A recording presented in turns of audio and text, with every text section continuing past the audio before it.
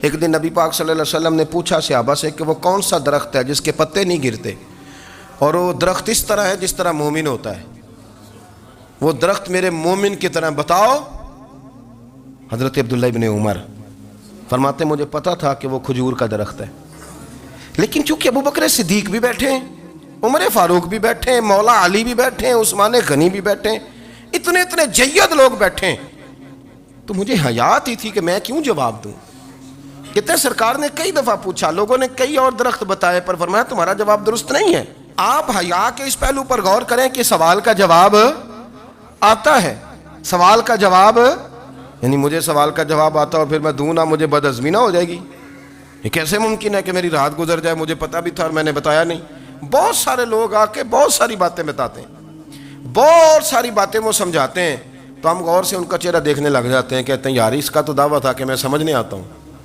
تو یہ تو ہمیں سمجھا رہا ہے، چلو الحمدللہ ہم سمجھنے کو تیار ہیں، لیکن میرے عزیز پتہ بھی ہے جواب کا، علم بھی ہے، لیکن فرماتے ہیں میری حیا نے مجھے اجازت نہ دی کہ میں جواب دوں۔ آپ فرماتے ہیں پھر حضور سے صحابہ نے عرض کی کہ یا رسول اللہ آپ ہی بتا دیں وہ درخت کون سا ہے، تو حضور نے فرمایا بھئی وہ کھجور کا درخت ہے۔ تو آپ فرماتے ہیں میں دل میں کہہ رہا تھا کہ الحمدللہ میرا جواب درست ہے، حالانکہ میں نے جواب دیا ہی نہیں۔ تو لفظوں میں حیا، جملوں میں حیا، آنکھوں میں حیا، اٹھنے میں حیا، بیٹھنے میں حیا، چلنے میں حیا ایک خوبصورت حسن ہے، اور نبی پاک صلی اللہ علیہ وسلم نے فرمایا جب تو بے حیا ہو جائے نا پھر تو آزاد ہے، پھر تو جو مرضی کا، پھر تو جو، اس لیے بزرگ جب کسی کو بے حیا کہتے تھے نا، اللہ اکبر، اور جب کسی کو کہتے تھے نا یہ بے حیا ہے تو لوگ سمجھتے تھے کہ کوئی ہلکی سی بات کر دی ہے،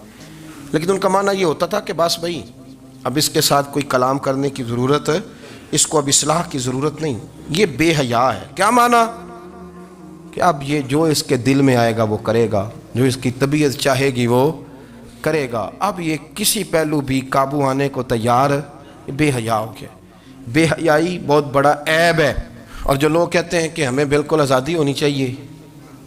ہمارا اپنا جسم ہے تو ہماری اپنی مرضی چلے گی۔ ایک وزیر صاحب ہیں، پتہ نہیں میں ان کو جانتا تو نہیں، انہوں نے سینٹ میں تقریر کی ہے، میں نے ان کی بات سنی ہے، اس نے کہا نہیں بھائی جسم رب کا ہے تو مرضی بھی تو رب کریم کی چلے گی،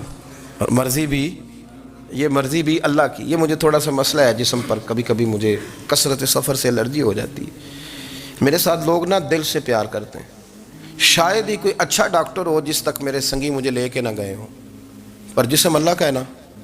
مرضی بھی جب وہ چاہے گا صحت دے گا۔ کیوں کچے کاموں میں لوگ پڑ گئے؟